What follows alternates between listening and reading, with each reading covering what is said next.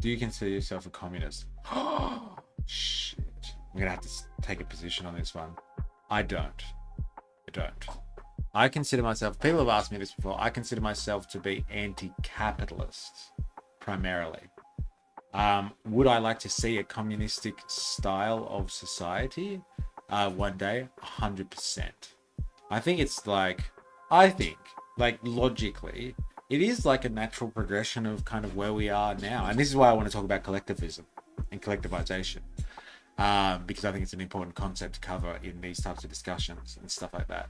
But like, no, I don't consider myself a communist because communism is, or the idea of being a communist is like riddled with all of this propaganda and misconception. And so if you call yourself a communist, then people label you up front because they don't understand what it actually means. And so like you get like kind of just put on the shelf as being like this particular type of person, and having these set beliefs when like it might not actually mean that at all. So I do not self-describe as a communist for that reason, because I don't want to be lumped and categorized as something. Yeah, a stereotype. It's definitely a stereotype. That's a good way of saying it. Thank you. That was much more concise than my little rant. The stereotype keeps you affirming. No, it doesn't keep me from affirming that I am as such. I like the ideas of communism, and I like the idea of a communistic style of society. And so if that is being a communist, then I am a communist. But usually communists are not just people that think that we're going to achieve communism. They're people that like join a political party or join a group or something like that and call themselves communists. So I don't affirm that I would be communist kind of thing, because I don't want to be part of somebody else's party and have to subscribe to their beliefs. Basically, I want to have my own beliefs, because I do think there are big distinctions out there as to what communism really actually is. It's not a political party. It's not even a political idea.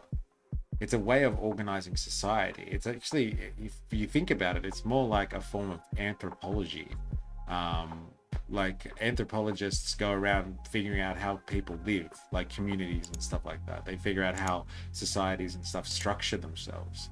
And so like communism is, for me, would be like a particular brand of anthropology, like figuring out how society should structure itself in a nice, in a nice way and in an efficient way. I think it would tick a lot of those boxes.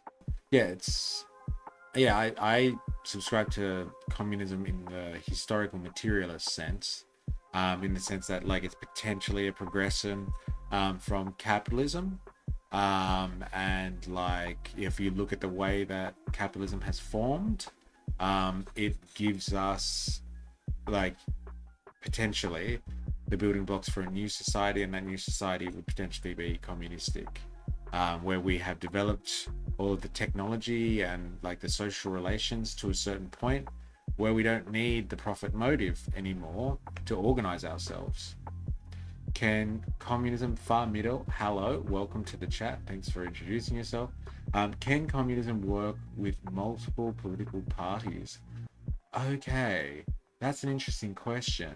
So like communism in the sense of a communistic society, yes, it would need to be like unconditionally pluralistic. So like if you wanted to have a political party of just yourself and call it the mystery party kind of thing and just be the only person that's allowed in that political party, then like yes, communism should work with multiple parties, because basically the way that a communist society works or should work is of that kind of that principle, that adage that comes from like, you know, that's said in the Communist Manifesto and stuff like that, which is like from each according to their abilities and to each according to their needs. So if you were living in a communistic society and you felt like you wanted to get involved with politics because you just love politics and you wanted to contribute, then if you set up your own political party, then you could get involved with the political system. So yes, communism should be pluralistic, and that's why like the people that describe themselves as communists at the moment, or people call them, hey, that's a communist society, right? But they have a one-party state. Like, that's not communism. That's one-party rule, and they call themselves the Communist Party, but that doesn't make communism. And so, like, yes, a future communistic society would definitely have, you know, like, that would have political organizations, so political representation and political parties to an infinite degree, because like you'd be able to represent yourself politically if you really wanted to. If you wanted to form groups, you could, but like there's nothing stopping multiple political parties in a communistic system. Nothing at all, actually.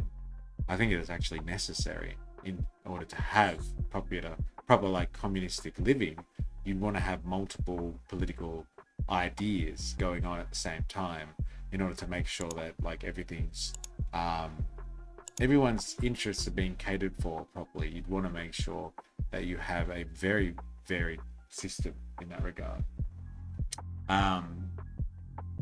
Yes, if communism is enshrined in the constitution, but if that's the case, why have more than one party? Well, see, the thing is, when it comes to politics and actual communism, right? Like a communistic society, you don't have government anymore, either. So you don't have the state. That's what I mean. So you still have governance, like administration and people doing certain things and like organizing things. But like we wouldn't have politics in the way that we understand it today.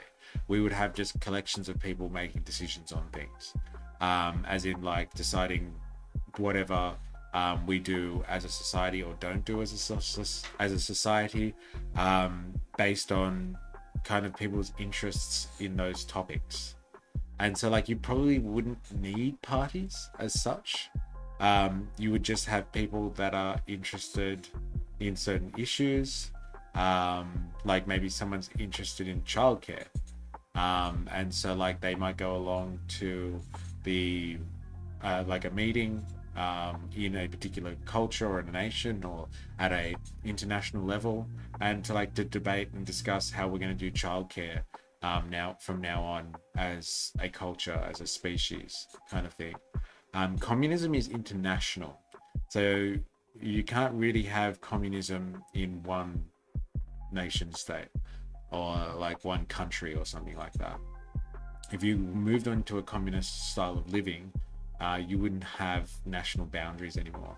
You might have a situation at some point in a transitional period where you have communism existing alongside like people living under capitalism or something like that, and so you would have a border between those two ways of living, but like it's international in the sense that there's no borders, and like parties are usually associated with kind of national politics. And so you would really, if you had like one conglomerate society that like had no national boundaries, you would just have different levels of governance and different levels of political decision making on certain issues. So you might have your local stuff, your regional stuff, and then your like international level stuff. So it's hard to really predict actually whether you would need multiple political parties or if political parties would even exist at all. Like everything is really just speculation, and like from my opinion on how it would work. So I just want to really preface everything that I'm talking about here. And like, while I don't mind, I love speculating and imagining what this society would be like. We just, there is no way of saying and knowing, because like that's why it's really important to make the distinction between communist societies that we have at the moment and actual communism, because like this is not communism what these people are doing. They're just labeling it communism. No one actually knows what communism will be like. It's just an idea of like living along a principle where everybody contributes what they want and people take what they need to. So if you contribute whatever you want, you might get involved in politics, you might not. You might be a doctor and contribute to the healthcare system, and you might not. You know, and like you might decide to do nothing and just take stuff from that society. But like, it's also predicated on the fact that we have the technological means to have an abundant society where things are just made based on people's needs and like the use of those things, as opposed to being made for profit under the capitalist system. And so like, there's a lot of things that have to kind of fall into place for communism, like a communistic way of living, to actually work. And so we need some good technology to make that style of society happen, which is what we have today. We have the technology, but it's held in private ownership for profit. So you're not going to have it used towards a communistic purpose. Now, if you like this video, give it a like and a comment, and subscribe for more. Remember, I am, you are, we are a mystery. I am on Patreon. Please follow the link in the description and sign up for free. We are trying to build a revolutionary community over there. So go become a member for free and join the conversation. If you can contribute financially, that would help a lot towards making this content.